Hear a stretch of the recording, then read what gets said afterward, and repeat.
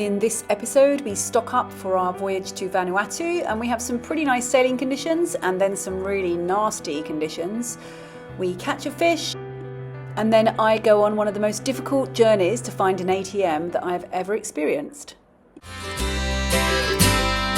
You and me, we're family. The bond that we share is as deep as the sea.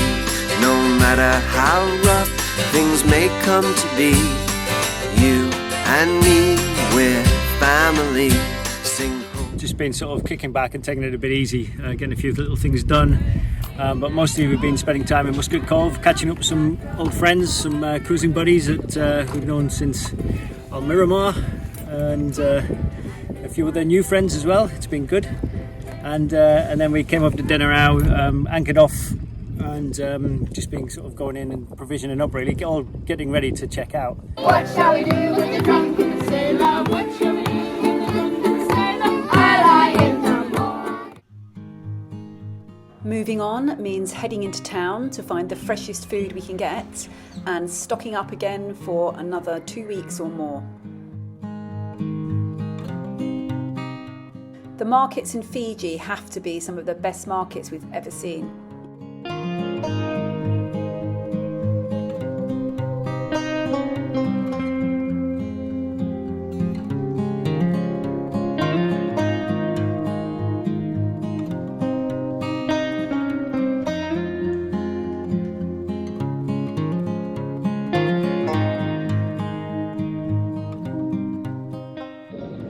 Okay, this is stage 2 of our provisioning. It is all the fresh stuff now, the market stuff really, and meats, and some butchers. So we are stocked up, ready to go. It's always a bit overwhelming because I always feel like I've got way too much stuff, but then you forget that we don't shop for 2-3 months, sometimes more. This will last 6 months, some of it. So it's all one big whammy, and then you can chill and just go and get a few bits and pieces if you need it. We've been into customs, and customs take an inordinate amount of time, and it's just like paperwork, so much unnecessary paperwork that nobody ever checks. I mean, there must be acres and acres of forest that are just given over to this stupid bureaucracy that nobody ever checks and nobody's ever interested in. But I guess it keeps people in work. So anyway, we've checked out. This is it. We are leaving Fiji, and this is probably the final departure, heading to Vanuatu. It's our new adventure, and we're heading more west, which is really exciting.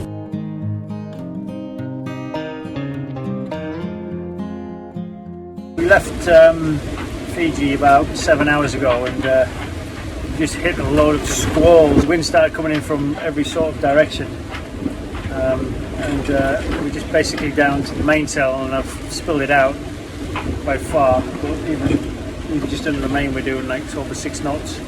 We've lost our wind instruments. It's not showing speed or direction, so it's really awkward because I've got everything, the canopy's completely closed up because it's raining, and it's difficult to know which way the wind's coming from, and in the middle of a squall it can be coming from any direction, so not in the best of states at the moment. Even without the wind indicator working, you can kind of feel the speed and the intensity of the wind.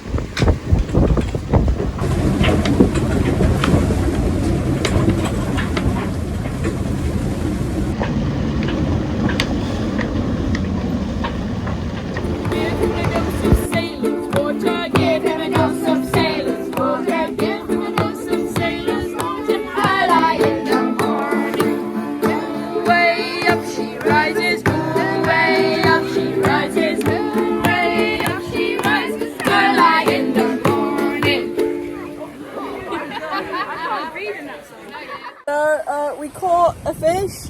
We've been reeling it in for like the last 20 minutes. We don't know what species it is, but we're looking forward to finding out and looking forward to finally getting some fresh meat. It turns out to be a nice juicy tuna that would sustain us for at least 5 meals.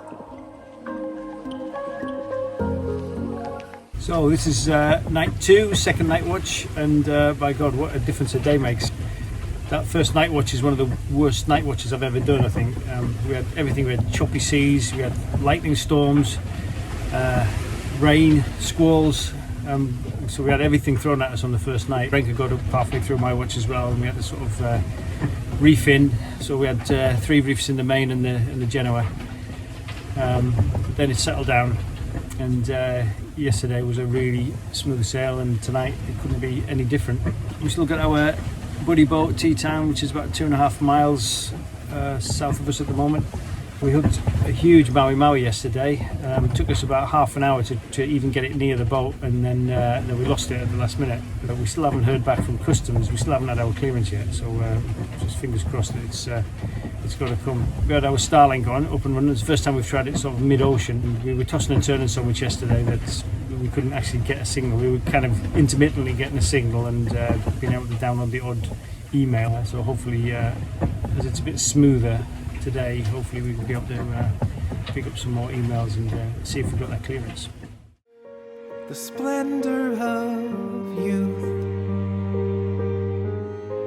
of undying truth, the poisonous pill we consume,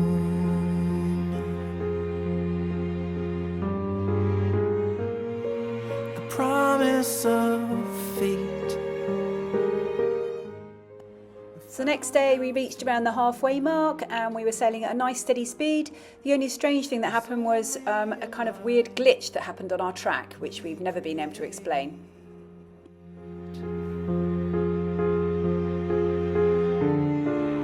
You flew on past the edge of the sky. Okay, so it's third night of our trip from Fiji to Vanuatu, and it's been a mixture of conditions. Actually, the first night was stormy, and it's quite choppy overall actually, but we've been sailing, which is the main thing. And tonight there's been a lot of, like, a whole selection of fishing boats that we've had to kind of avoid. Caught fish today, and yeah, it's just the night watches are really tiring. It always takes like 3 days to get used to it, but this passage only like 4 days, so by the time you get used to it it's like over, which is kind of good, but it means you're tired most of the time. Be glad to get to Vanuatu. We're going to Port Resolution, and we're going to check in there. Kind of got special permission to check in on a more southern island so we can go to the volcano. But yeah, I'm looking forward. I've got how many more hours? So it's nearly 10. So I've got 3 more hours. So I was doing we swapped over, so I've been doing the evening watch, which is like started at 4 actually, and I'm going on till 1. But then I get to sleep till 7, so that's good. Really nice about being on land or anchored. You don't have to kind of stay awake all night and sail the boat. If you like following our story, please hit the super thanks and help towards the creation of these videos. And if you'd like to have more access, we would love it if you join our Patreon family, where you get ad-free videos, cockpit sessions, downloads, guides, and you can message us directly. It's my watch now. It is 5:43. Nothing's happened. There's a light over there, which is tea time. The wind is like 10 knots. It's actually pretty still. Like yesterday, it was like really windy, everything, and it was like rocking, and I was so sick. But now it's just fine. ETA's 19 hours. Hopefully we'll arrive there tomorrow. Hopefully. Going actually pretty fast, 5 knots. Steady sail. Nothing really to report. I mean, I've just started my watch, so I can't really say anything. Amaranthine you fly.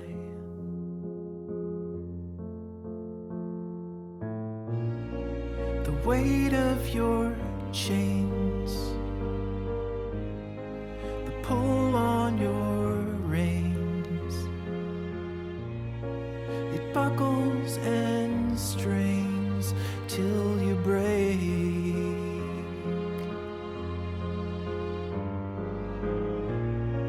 But you found the key beneath Sailing always keeps you busy, so the next day we had to jibe the headsail, which means putting away the headsail, getting the pole out on the other side, checking it, and then furling out the genoa on the other side as well. You flew on past the edge of the sky, 'cause you know that only the living can die. Amaranthine, you fly.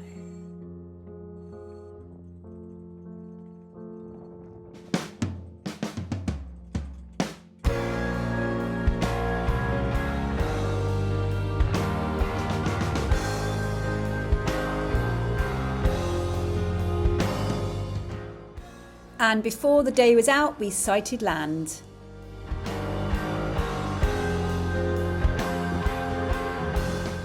We finally arrived at one of the most southern islands called Tanna. So we've got quite an eclectic mixture of boats here in the sort of middle of the South Pacific. We're in Vanuatu. And, I don't think there's two yachts the same. Netherlands, Hungarian, so Danish, New Zealand, Australia, Sweden, United States, Norway, and then over the back here we've got British and German. Only the living can die. Amaranthine, goodbye. Having just done a passage from Fiji to Vanuatu, I've reinstated the water maker, and it seemed to be working fine as we were coming across, but it suddenly sprung a leak in the high pressure hose, so the salt water going into the pump. It's not great having salt water spraying around the engine bay. I've managed to stem it a little bit by tightening the nuts, but obviously that high pressure hose needs replacing. But it just so happens as we're going further off grid now and we need that more than ever.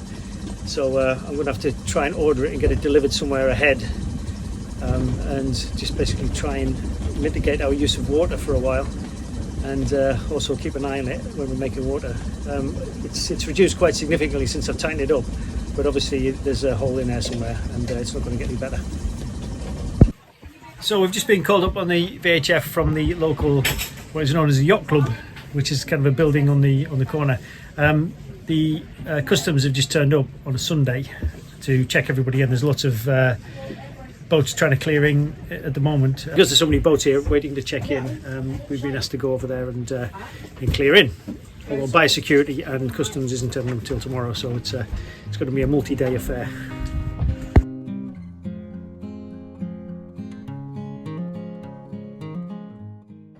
In order for us to check in at Port Resolution, the authorities have to drive all the way over from the other side of the island, from Lenakau, and we at this point had no idea how difficult that was. We do have to pay extra to check in here, but we were happy to do that because we knew that the anchorage on the other side would not be sheltered in these conditions. So yesterday we all checked in with immigration. They came over from Lenakau and checked in quite a few boats, actually it's probably about 6 boats. Today customs is coming. It's kind of quite random really, because you know, you can hear boats coming in and calling Port Resolution, and you know, they don't realise that the guy there is sort of, you know, is operating from a small kind of shack really, because everything else got blown away in the cyclone, and you know, he struggles to keep his battery for his VHF charged up, so it's quite basic really. The next day I took a truck journey to Lenakau on the other side of the island to try and get some local currency out with a bunch of other cruisers. It's not easy to source the local currency before you come, and we had no idea if we'd be able to get any in Lenakau.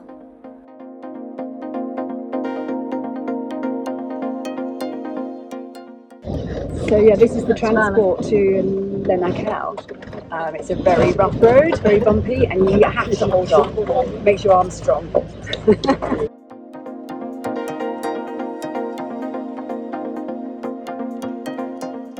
So we're just stopping at the petrol station to refuel.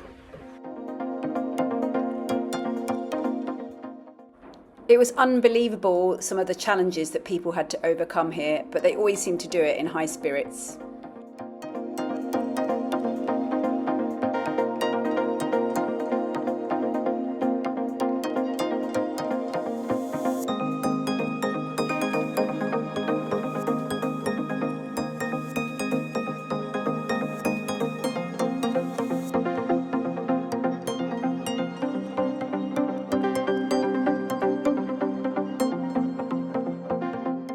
This guy had just built his own petrol station. The resourcefulness here is incredible.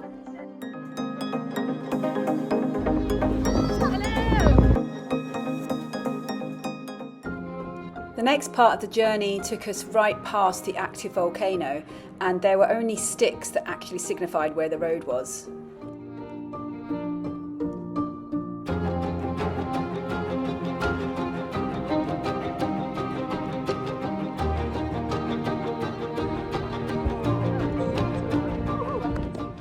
I could imagine this route would be a lot more tricky after a lot of rainfall.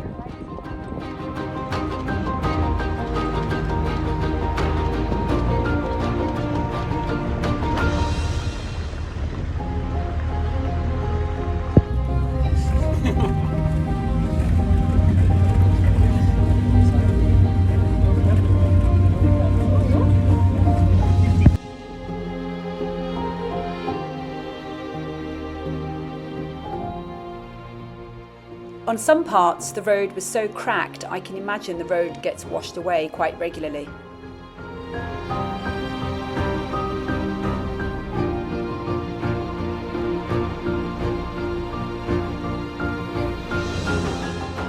So yeah, we got dropped off at the village, and here's a cash point. We've got the money out, no problems, and the truck's gone. I think it's coming back, we hope. So this is Lenakal, the city. No, this is the town, it's not a city. And yeah, there's the market here, and it's pretty good actually. It's pretty well stocked, and this is the bay, which is where we didn't want to come in to check in because the bay did not look very safe putting a boat in. So that's why it's much better in port resolution. We found somewhere to eat, and then we made the journey back.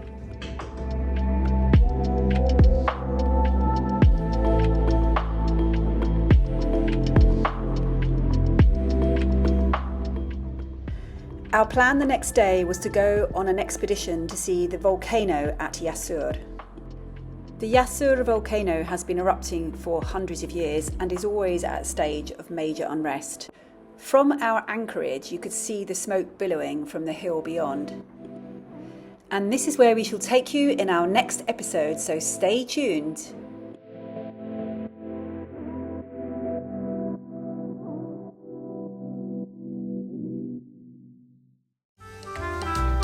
Thank you for watching and enjoying these videos. So if you're the type of person that would like to thank us in return, then you can simply click on the super thanks button below, or otherwise you can support us on Patreon and get more than just 4 videos a month from as little as $3 a month. We look forward to seeing you there.